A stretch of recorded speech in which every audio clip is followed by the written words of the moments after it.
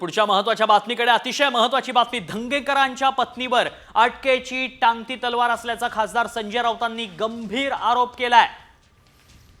पक्षबदलासाठी रवींद्र धंगेकरांची कोंडी झाली आहे असंही राऊत म्हणाले।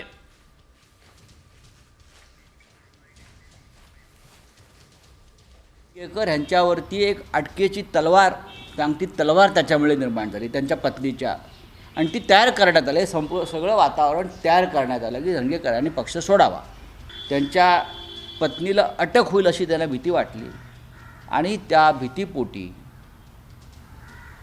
विकास कामं रखडली आहेत। या सबबीखाली आमचे प्रिय रवींद्र धंगेकर हे शिंदे गटास प्यारे झाले। संजय राऊत, पहिलं आत्मपरीक्षण करा।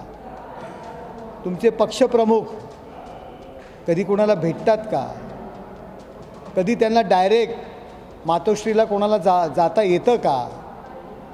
तुमच्यासारख्या चमच्यांची गरज आणि पेनची गरज त्यांना भेटण्याकरता लागते की लोक तुम्हाला का सोडतायत? तुमची भांडूपमधली मंडळी, तुम्ही राहतात तिथली मंडळी तुम्हाला सोडून गेली, सोडून जातायत। लाईन लागणार आहे काही दिवसात। आधी स्वतःच्या बुडाखाली काय आहे, काय जळतंय याचा विचार करा आणि मग एकनाथ शिंदे यांच्यावर टीका करा।